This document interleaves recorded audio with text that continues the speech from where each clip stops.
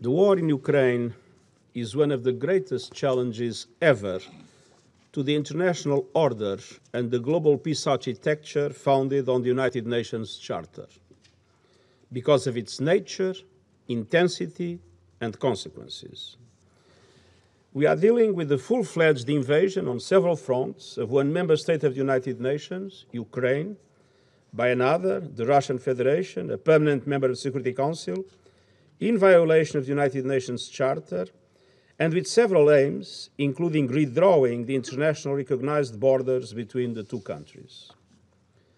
The war has led to senseless loss of life, massive devastation in urban centers, and the destruction of civilian infrastructure. I will never forget the horrifying images of civilians killed in Bucha, and I immediately called for an independent investigation to guarantee effective accountability. And I'm also deeply shocked by the personal testimony of rapes and sexual violence that now are emerging. The High Commissioner for Human Rights has spoken of possible war crimes, grave breaches of international humanitarian law, and serious violations of international human rights law.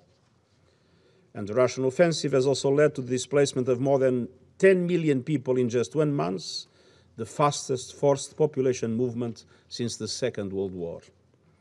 Far beyond Ukraine's borders, the war has led to massive increases in prices of food, energy, and fertilizers, because Russia and Ukraine are linchpins of these markets.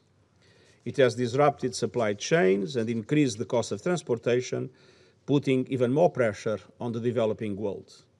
Madam President, the war in Ukraine must stop now.